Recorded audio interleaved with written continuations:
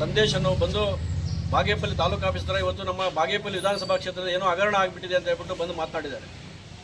ಆಯಿತು, ಹಗರಣ ಆಗಿದೆ, ಇವತ್ತು ಬಂದು ನಾವು ವೇದಿಕೆ ಸಿದ್ಧ ಮಾಡಿ ನಾವು ಕೂಡ ಬರ್ತೀವಿ. ಅದು ಬಿಟ್ಟು ಇವತ್ತು ಬೆಳಗ್ಗೆ ನಮ್ಮ ಗುಡಿಬಂಡೆ ತಾಲೂಕು ಸೋಮಲಾಪುರದಲ್ಲಿ ಬಂದು ಅಲ್ಲಿ ರೈತರನ್ನು ಒಂದು ರೀತಿಯಲ್ಲಿ ಒಕ್ಕಲೆಬ್ಬಿಸುವಂಥ ಕಾರ್ಯಕ್ರಮ ಈಗ ನಡೆದಿದೆ. ಇದರ ವಿರುದ್ಧ ಇವತ್ತು ನಾವು ಇಡೀ ನಮ್ಮ ಸುಬ್ಬಾರೆಡ್ಡಿ ಇವತ್ತು ಕಾಂಗ್ರೆಸ್ ಪಕ್ಷದ ಕಾರ್ಯಕರ್ತರು ನಮ್ಮ ಮೇಲೆ ಶಾಸಕರ ಮೇಲೆ ಆರೋಪ ಇದೆ. ಅದರ ವಿರುದ್ಧ ಇವತ್ತು ನಾವು ಸಂದೇಶ ವಿರುದ್ಧ ನಾವು ಇವತ್ತು ಠಾಣೆಯಲ್ಲಿ ದೂರನ್ನು ಕೊಡ್ತಾ ಇದ್ದೀವಿ.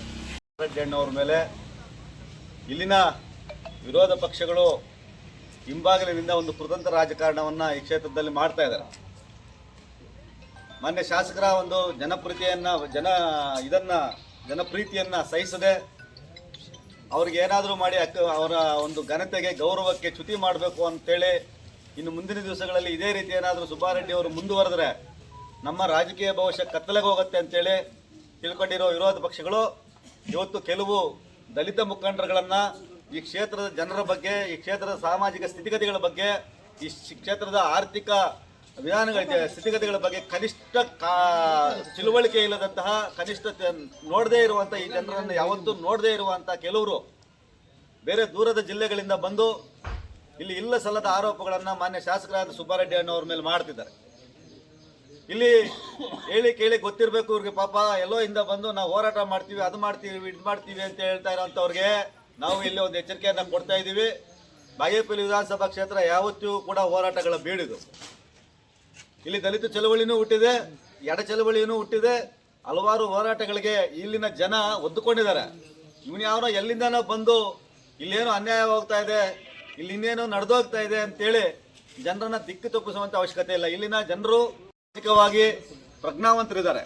ಬಟ್ ಈಗ ಮತ್ತು ಇಲ್ಲಿ ನಡೆದಿರುವಂತ ಜಮೀನುಗಳ ಮೇಲೆ ಇಲ್ಲ ಸಲ್ಲದ ಆರೋಪಗಳನ್ನ ಸುಬ್ಬಾರೆಡ್ಡಿ ಅವರು ಹಂಗೆ ಮಾಡ್ಕೊಂಡಿದ್ದಾರೆ, ಹಿಂಗೆ ಮಾಡ್ಕೊಂಡಿದ್ದಾರೆ, ಇಷ್ಟೆಲ್ಲ ಇದು ಮಾಡಿಬಿಟ್ಟಿದ್ದಾರೆ ಅಂತೇಳಿ ಇವತ್ತು ಅಪ್ರಚಾರಗಳನ್ನು ಮಾಡ್ತಾ ಇದ್ದಾರೆ.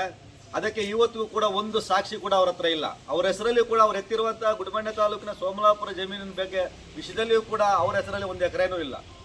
ಆಕ್ಚುಲಿ ಅದ್ಯಾರೋ ಬೇರೆಯವ್ರ ಜಮೀನು ಇನ್ಯಾರೋ ಕೊಂಡ್ಕೊತಾ ಇದ್ದಾರೆ. ಕೊಂಡ್ಕೊತಾ ಇರೋರು, ಮಾರ್ತಾ ಇರೋರು ಮತ್ತು ಭೂಮಿ ಮೇಲೆ ಇಷ್ಟು ದಿವಸಗಳಿಂದ ಭೂಮಿಯಲ್ಲಿ ಉಳುಮೆ ಮಾಡ್ತಾ ಇದ್ದಂತ ಒಕ್ಕಲ ರೈತರೇನಿದ್ದಾರೆ, ಇವರೆಲ್ಲರೂ ಕೂಡ ಸುಬ್ಬಾರೆಡ್ಡಿ ಅವರು ಶಾಸಕರ ಹತ್ರ ಹೋಗಿ ನಮ್ಗೇನಾದ್ರೂ ನ್ಯಾಯ ಕೊಡಿಸ್ಬೇಕು ಈ ವಿಷಯದಲ್ಲಿ ಅಂದಾಗ ಅವರು ಮಧ್ಯಪ್ರವೇಶ ಮಾಡಿದ್ದಾರೆ ವಿನಃ ಮಧ್ಯಪ್ರವೇಶ ಮಾಡಿ ಅವರಿಗೆ ಒಂದಷ್ಟು ನ್ಯಾಯವನ್ನು ಕೊಡಿಸಿದ್ರೆ ಅಲ್ಲಿರುವಂಥ ಏನೋ ಜಮೀನನ್ನು ಉಳುಮೆ ಮಾಡ್ತಾ ಇದ್ದಂಥ ಅವ್ರಿಗೆ ಒಂದಷ್ಟು ಸುಮಾರು 40 ರಿಂದ 50 ದಲಿತ ರೈತರಿಗೆ ನ್ಯಾಯವನ್ನು ಕೊಡಿಸಿದ್ದಾರೆ. ಇದು ಇವತ್ತು ಅಲ್ಲಿನ ಜನರು ಇವತ್ತು ಸುಬ್ಬಾರೆಡ್ಡಿ ಅವರು ಈ ಪ್ರಶ್ನೆಗಳನ್ನು ಎತ್ತಿರುವಂಥ ದಲಿತ ಮುಖಂಡರು ಕೂಡ ಇವತ್ತು ಸುಬ್ಬಾರೆಡ್ಡಿ ಅವರು ಮಾಡ್ತಾ ಇರುವಂಥ ವಿಧಾನ ಸರಿ ಇದೆ, ಅಲ್ಲಿನ ದಲಿತರಿಗೆ ನ್ಯಾಯ ಕೊಡಿಸ್ತಾ ಇದ್ದಾರೆ ಅಂತೇಳಿ ಇವತ್ತು ಒಪ್ಕೊಂಡಿದ್ದಾರೆ. ಇದೆಲ್ಲವನ್ನು ಪರಿಗಣಿಸದೆ ಈ ರಾಜಕೀಯ ಒಂದು ಕುತಂತ್ರಕ್ಕಾಗಿ ಒಬ್ಬ ವ್ಯಕ್ತಿ ಇಲ್ಲಿ ಇಲ್ಲ ಸಲ್ಲದ ಆರೋಪಗಳನ್ನು ಮಾಡ್ತಾ ಆತ ಭೂಮಿ ಬಗ್ಗೆ ಮಾತಾಡಲಿ, ನಮ್ಮ ತಕರಾರಿಲ್ಲ, ದಲಿತರ ಬಗ್ಗೆ ಮಾತಾಡಲಿ, ನಮ್ಮ ತಕರಾರಿಲ್ಲ. ಆದರೆ ಆತನ ಒಂದು ಗುಪ್ತ ಇಡನ್ ಅಜೆಂಡಾ ಏನಿದೆ ಅಂದರೆ ಆತನ ಒಳಗೆ ಒಂದು ಗುಪ್ತ ಅಜೆಂಡಾವನ್ನು ಇಟ್ಕೊಂಡು ಬಂದಿದ್ದಾನೆ. ಇಲ್ಲಿಗೆ ಏನು ಅದಕ್ಕೆ ಮಂತ್ರಿ ಸ್ಥಾನ ಕೊಡಬಾರ್ದು ಅಂತಾನೆ. ಏನು ಈತನಿಗೆ ಆ ಮಂತ್ರಿ ಸ್ಥಾನಕ್ಕೆ ಏನು ಸಂಬಂಧ? ಅವ್ರು ಸುಬ್ಬಾರೆಡ್ಡಿ ಅವ್ರಿಗೆ ಮಂತ್ರಿ ಸ್ಥಾನ ಕೊಟ್ಟರೆ ನಾನು CM ಮುಂದೆ ಮನೆ ಮುಂದೆ ಧರಣಿ ಮಾಡ್ತೀನಿ ಅಂತಾನೆ. ಅವನಿಗೂ ಈ ವ್ಯವಹಾರಕ್ಕೂ ಏನು ಸಂಬಂಧ? ಅವ್ನು ನಿಜವಾಗ್ಲೂ ಏನಾದ್ರು ಆ ರೀತಿ ಇದ್ರೆ ಹೋಗಿ ಮಾತಾಡಲಿ. ಪ್ರಜಾಪ್ರಭುತ್ವ ಅನ್ನೋದಕ್ಕೆ ಕೊಟ್ಟಿರೋ ಹಲವಾರು ತ್ಯಾಗಗಳನ್ನು ಮಾಡಿರುವಂಥದ್ದೇ ಕಾಂಗ್ರೆಸ್ ಕಾರ್ಯಕರ್ತರು, ಕಾಂಗ್ರೆಸ್ನ ನಾಯಕರುಗಳು. ಆ ಕಾಂಗ್ರೆಸ್ ನಾಯಕರ ಒಂದು ತ್ಯಾಗ ಪರಿಶ್ರಮದಿಂದಲೇ ಈ ದೇಶದಲ್ಲಿ ಪ್ರಜಾಪ್ರಭುತ್ವ ಉಳಿದಿದೆ.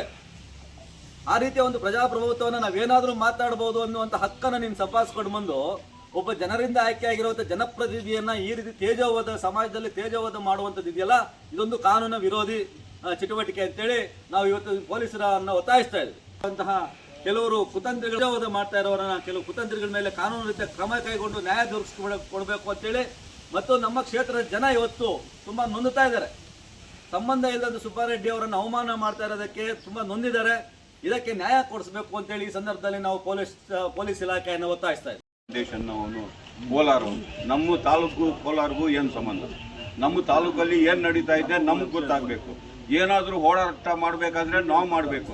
ಒಬ್ಬ ಒಳ್ಳೆಯ ವ್ಯಕ್ತಿ, ಒಬ್ಬ ಮುಸ್ಲಿಂ, ಒಬ್ಬ ಎಲ್ಲ ದಲಿತರು, ಮುಸ್ಲಿಮ್ಸು, ಎಲ್ಲ ಹಿಂದುಳಿದ ವರ್ಗಗಳು ಸಚಿವರು ಸಿಗೋವಂಥ ಕಾಲ ಇವಾಗ. ಆ ಸಚಿವರು ಸಿಗೋ ಅಂಥ ಟೈಮಲ್ಲಿ ಅವರು ಏನು ಮಾಡ್ತಾ ಇದ್ದಾರೆ, ಈ ವಿರೋಧಿಗಳು ಎಲ್ಲ ಸೇರಿಕೊಂಡು ಅವ್ರನ್ನು ಕುಮ್ಮಕ್ಕು ಮಾಡಿ ಇಲ್ಲಿ ಬಿಟ್ಟು ಅವ್ರ ಬಗ್ಗೆ ಇಲ್ಲ ಸಲ್ಲದ ಎಲ್ಲ ವಿಚಾರಗಳು ಹೇಳಿ ಅವ್ರನ್ನ ಒಂದು ಥರ ಮೇಲೆ ಅವ್ರ ಮೇಲೆ ಮಾಡ್ತಾ ಇದ್ದೀವಿ.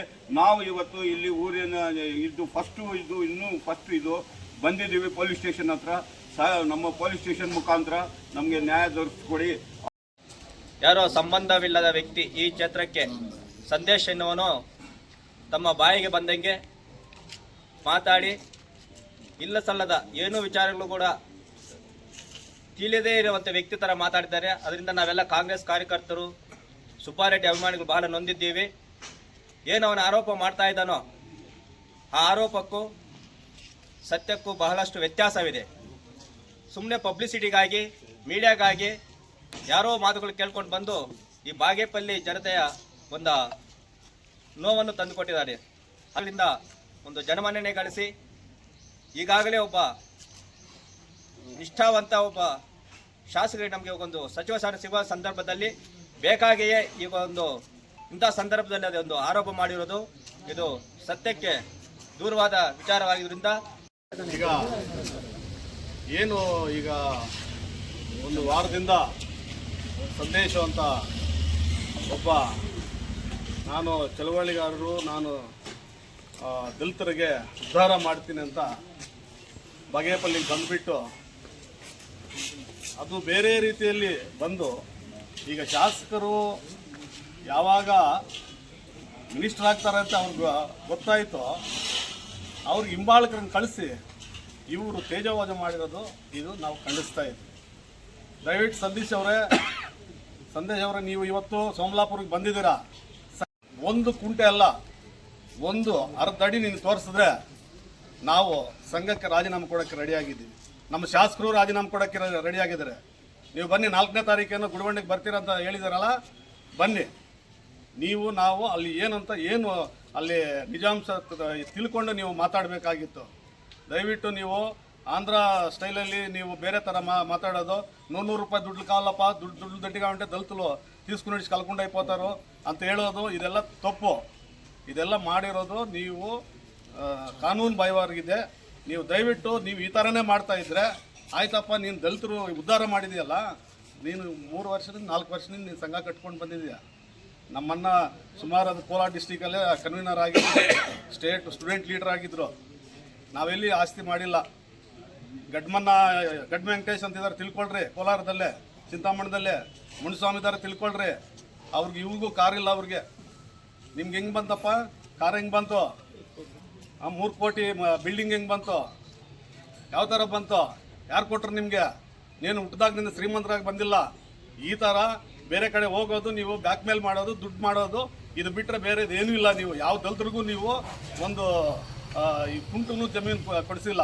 ಎಲ್ಲಿ ದುಡ್ಡು ಕೊಡ್ತಾರೋ ಅಲ್ಲಿಗೆ ಹೋಗ್ತೀಯಾ, ಒಂದು ಮೀಡಿಯೋ ಮಾಡ್ಕೊಂಡಿದ್ದೀಯಾ, ಆ ಮೀಡಿಯೋ ಮುಖಾಂತರ ನೀನು ಹೋಗ್ತಾ ಇದೆಯಾ ಅಷ್ಟೇ ಕರ್ನಾಟಕಕ್ಕೆ. ಅಷ್ಟು ಬಿಟ್ಟರೆ ನಿಮ್ದು ಯಾವುದೂ ಇಲ್ಲ. ಈಗ CM ಮನೆ ಹತ್ರ ನಾನು ಅವ್ರಿಗೆ ಸುಬ್ಬಾರೆಡ್ಡಿಗೆ ಸಚಿವ ಕೊಟ್ಟರೆ ನಾನು CM ಮನೆ ಹತ್ರ ಬರ್ತೀವಿ ಅಂತ ಹೇಳ್ತಿರಲ್ಲ, ನೀವು ಎಷ್ಟು ಜನ ಸೇರ್ತೀರೋ ಸೇರಿಸ್ರಿ. ನಾವು ಅದಕ್ಕಿಂತ ಪಟ್ಟು ಒಂದು 3,000 ಜನ ಸೇರ್ತೀವಿ. ಬನ್ನಿ, ಚಾಲೆಂಜ್ ಮಾಡಿ. ಅದು ಬಿಟ್ಟು ನೀವು ಈ ಥರ ಮಾಡೋದು ಚೆನ್ನಾಗಿಲ್ಲ. ದಯವಿಟ್ಟು ನೀವು ಇದು ವಾಪಸ್ ತಗೊಂಡು ನೀವು ಆರಾಮಾಗಿ ನೀನು ಸಂಘಟನೆ ಕಟ್ತೀಯಾ, ಕಟ್ಟು. ಈಗ ನಾವು ಆ ಸೋಮಲಾಪುರ ದಲಿತರಿಗೆ ಅನ್ಯಾಯ ಯಾರ್ಯಾರು ಪೊಸಿಷನಲ್ಲಿದ್ದಾರೋ ಅವ್ರಿಗೆಲ್ಲ ಬಿಟ್ಕೊಡ್ಬೇಕು ಅಂತ ಹೇಳಿದ್ವಿ.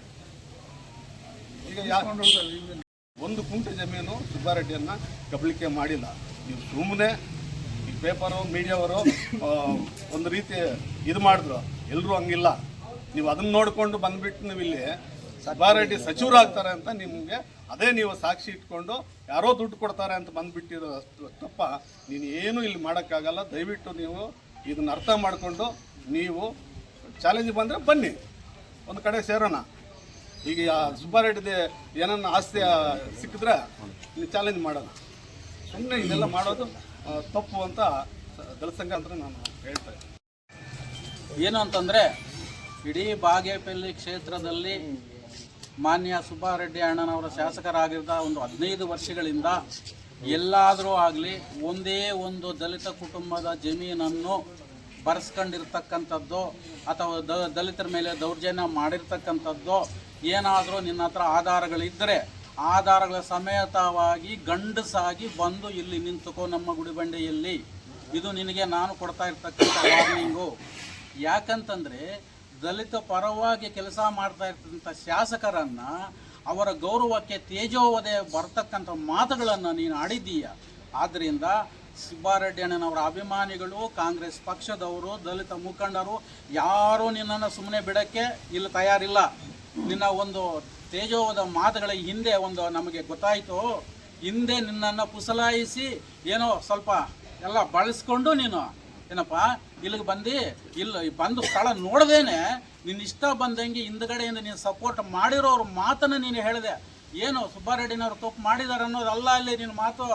ಬೇಕು ಅಂತಲೇ ಅವ್ರನ್ನ ಮಿನಿಸ್ಟ್ರ್ ಪದವಿನ ತಪ್ಪಿಸಬೇಕು ಅಂತ ಇದೊಂದು ಹುನ್ನಾರ ಹುಡ್ಕೊಂಡು ಬಂದಿದ್ದೀರಾ ನೀವು. ಈಗಾಗಲೇ ಎಲ್ಲ ದಲಿತ ಮುಖಂಡರು, ನಮ್ಮ ಪಟ್ಟಣದ ನಾಗರಿಕ ಬಂಧುಗಳು ಹಾಗೂ ನಮ್ಮ ಮುಖಂಡರು ಈಗಾಗಲೇ ವಿಷಯಗಳನ್ನು ತಮ್ಮೊಟ್ಟಿಗೆ ಹಂಚಿಕೊಂಡಿದ್ದಾರೆ. ಅದು ಒಂದು ಭಾಗ. ಎರಡನೇ ಭಾಗವಾಗಿ ಗೌರವಾನ್ವಿತ ಸಂದೇಶ್ ಒಂದು ಹೇಳಿಕೆಯನ್ನು ಕೊಟ್ಟಿದ್ದಾರೆ. ಇಲ್ಲಿನ ದಲಿತರು 100 ರೂಪಾಯಿಗಳ ನೋಟುಗಳಿಗೆ ಆಸೆ ಪಡ್ತಾರೆ ಅಂತ. ನಮ್ಮ ದಲಿತರು ಆ ದುಡ್ಡಿಗೆ ಆಸೆ ಪಡೋರಂತಲ್ಲ ಸ್ವಾಮಿ. ನಿಮ್ಮ ಕಡೆ ಇರ್ಬೋದು, ನೀನಿರ್ಬೋದು. ನಮ್ಮ ದಲಿತರ ಸ್ವಾಭಿಮಾನಕ್ಕೆ ಧಕ್ಕೆ ತರ್ತಕ್ಕಂಥ ವಿಚಾರಗಳನ್ನು ದಯಮಾಡಿ ಪ್ರಸ್ತಾಪ ಮಾಡಬೇಡಿ. ಒಂದು. ಎರಡನೇದಾಗಿ ಈತ ನಿಮ್ಮನ್ನು ಯಾಕೆ ಮೊಕದ್ದಮೆ ಹಾಕಬಾರ್ದು ಅಂತಂದರೆ, ಸೋಮಲಾಪುರದ ಪ್ರದೇಶ ಸುಬ್ಬಾರೆಡ್ಡಿ ಅವರ ಹೆಸರನ್ನು ನೀನು ತಳಕು ಮಾಡಿದ್ಯಾ. ಅವರ ಹೆಸರಲ್ಲಿ ಒಂದೇ ಒಂದು ಕುಂಟೆ ಜಮೀನಿದ್ದರೆ ನಾವು ಸಾರ್ವಜನಿಕದಿಂದ ದೂರವಾಗ್ತೀವಿ. ಸುಬ್ಬಾರೆಡ್ಡಿ ಅವರು ಕೂಡ ರಾಜೀನಾಮೆ ಕೊಡಲಿಕ್ಕೆ ತಯಾರಿದ್ದಾರೆ. ಒಂದು. ನಾವು ಅವ್ರಿಗೋಸ್ಕರ ಅಲ್ಲ, ಯಾವುದೇ ಒಂದು ಸೋಮಲಾಪುರದ ನಮ್ಮ ಗಂಗಪ್ಪನವರಿದ್ದಾರೆ, ನಮ್ಮೆಲ್ಲ ದಲಿತ ಮುಖಂಡರಿದ್ದಾರೆ. ಯಾರೊಬ್ಬ ದಲಿತನಿಗೂ ಕೂಡ ಒಂದೇ ಒಂದು ಕುಂಟೆ ಅನ್ಯಾಯ ಆಗೋಕ್ಕೆ ನಾವು ಬಿಡೋದು ಇಲ್ಲ. ಬರಲಿ, ನಮಗೆ ಸುಬ್ಬಾರೆಡ್ಡಿ ಕಡೆಯವರಿಂದ ಈ ಥರ ಅನ್ಯಾಯ ಆಗಿದೆ ಅಂತ ಆಯಪ್ಪನೇ ಕರ್ಕೊಂಬರಲಿ ಮಿಸ್ಟರ್ ಸಂದೇಶ್ ಅವರು. ನಾವು ಅವ್ರಿಗೆ ನ್ಯಾಯ ಕೊಡಿಸ್ಲಿಕ್ಕೆ ತಯಾರಿದ್ದೀವಿ. ಒಂದು ಭಾಗ. ಇನ್ನೊಂದು, ನೀವು ಅನೇಕ ವರ್ಷಗಳಿಂದ ಪತ್ರಿಕೆಯಲ್ಲಿ ತಡಿಸ್ಕೊಂಡಿದ್ದೀವಿ. ನನಗೊಂದು ಬೇಜಾರಾಗಿದ್ದು ಅಂತಂದರೆ, ಸುಬ್ಬಾರೆಡ್ಡಿ ಅವರ ಫ್ಯಾಷನಿಸ್ಟ್. ಆ ಫ್ಯಾಷನಿಸ್ಟ್ ಲಕ್ಷಣಗಳಿದೆಯೇನ್ರಿ ಅವರಿಗೆ? ಇಡೀ ಕರ್ನಾಟಕ ರಾಜ್ಯದಲ್ಲಿ ಸಭ್ಯ ಶಾಸಕರಲ್ಲಿ ಅವರು ಒಬ್ಬರು ಕೂಡ. ತೆಲುಗುನಲ್ಲಿ ಒಂದು ಮಾತು ಹೇಳ್ತಾರೆ, ರಾತ್ರಿಯೇ ಒಂದು ಎನ್ಲಯ ಇಲ್ಲ. ಅವರ ಭಾವನೆಗಳು ಆ ಥರ.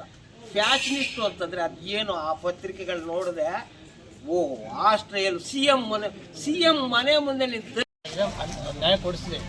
ಅಲ್ಲಿ ಶಾಸಕರ ಹೆಸರಲ್ಲಿ ಯಾವ್ದು ಒಂದು ದಾಖಲೆ ಇದ್ದಾರೆ, ಅವ್ರು ಏನು ಬೇಕಾದ್ರೆ ಮಾತಾಡ. ದಯವಿಟ್ಟು ಅವ್ರನ್ನ ಕರೆಸ್ಬಿಟ್ಟು ಶಾಸ್ತ್ರ ಇನ್ನು ಕೆಟ್ಟದಾಗ ಮಾತಾಡಿದ್ದಾರೆ. ಅಮರನಾಥ್ ರೆಡ್ಡಿ ಅವರು, ಲಿಂಗ ಕಿರುಕುಳ ಇವೆಲ್ಲ ಏನು ಸ್ವಲ್ಪ ಪದಗಳು. ದಯವಿಟ್ಟು ಅವ್ರನ್ನ ಕರೆಸ್ಬಿಟ್ಟು ಇದಕ್ಕೆ ನ್ಯಾಯ ಕೊಡಿ. ಈಗ ರಜೆ ಉತ್ತರ ಮಾಡ್ಕೊಳ್ಳಿ, ಅದಕ್ಕೂ ಸುಬ್ಬಾರೆಡ್ಡಿ ಅವ್ರಿಗೆ ತೊಂದರೆ ಇಲ್ಲ. ಆದರೆ ಕ್ಷೇತ್ರದಲ್ಲಿ ಬಂದು ಸುಬ್ಬಾರೆಡ್ಡಿಯವರ ಅವಹೇಳನ ಮಾಡೋದು, ಕಾನೂನಿಗೆ ಭಂಗ ತರ್ತಕ್ಕಂಥ ವಿಚಾರಗಳನ್ನು ಪ್ರಸ್ತಾಪ ಮಾಡಿದ್ದಾರಲ್ಲ, ಅವ್ರ ಮೇಲೆ ಕಾನೂನು ಕ್ರಮ ತಗೊಂಡು ಅವ್ರನ್ನ ಕರೆಸಿ ವಿಚಾರಣೆ ಮಾಡಿ ಅನ್ನೋದೇ ನಮ್ಮ ಒಂದು ದೊಡ್ಡ ಆಯಿತು. ಅವನು ಕರೆಸಿ ಯಾವುದೇ ಒಬ್ಬ ದಲಿತ ಕುಟುಂಬಕ್ಕೆ ಸುಬ್ಬಾರೆಡ್ಡಿ ಅವರಿಂದ ತೊಂದರೆ ಆಗಿದೆ ಅಂತಂದರೆ ನಾವು ಅದನ್ನು ಪರಿಹಾರ ಮಾಡ್ಕೊಡೋಕ್ಕೂ ರೆಡಿ ಇದ್ದೀವಿ. ಅವರ ಹೆಸರಲ್ಲಿ ಒಂದೇ ಒಂದು ಕುಂಟೆ ಜಮೀನಿಲ್ಲ. ಸೋಮಲಾಪುರದಲ್ಲಿ ಒಂದು ಕುಂಟೆ ಜಮೀನಿಲ್ಲದೆ ಇರ್ತಕ್ಕಂಥ ವಿಚಾರವನ್ನು ಯಾಕೆ ಪ್ರಸ್ತಾಪ ಮಾಡಬೇಕು ಅನ್ನೋದು ಒಂದು. ಎರಡನೇದಾಗಿ ದೊಡ್ಡ ಪ್ಯಾಕೇಜಲ್ಲಿ ಬಂದಿರ್ತಾರೆ ಅವರೆಲ್ಲ.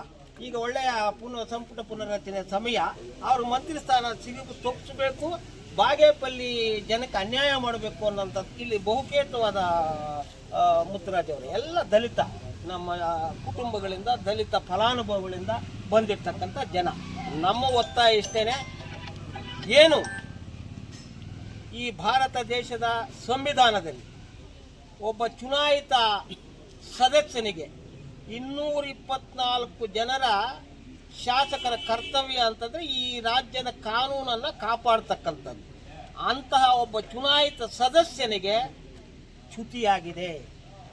ಯಾರೇ ಹಾಕ್ಕೊಳ್ಳಿ, ಅಂಥ ಚುನಾಯಿತ ಸದಸ್ಯನಿಗೆ ಚ್ಯುತಿಯಾಗಿರ್ತಕ್ಕಂಥ ಯಾರು ಮೀರಿದ್ದಾರೆ ಅವ್ರನ್ನ ಕರೆದುಕೊಂಡು ಬಂದು ಠಾಣೆಯಲ್ಲಿ ವಿಚಾರಣೆ ಮಾಡಿ ತಾವು ಕಾನೂನು ರೀತಿಯ ಕ್ರಮ ಕೈಗೊಳ್ಳಬೇಕು ಅನ್ನೋದು ನಮ್ಮೆಲ್ಲರ ಒಂದು ಉದ್ದೇಶ.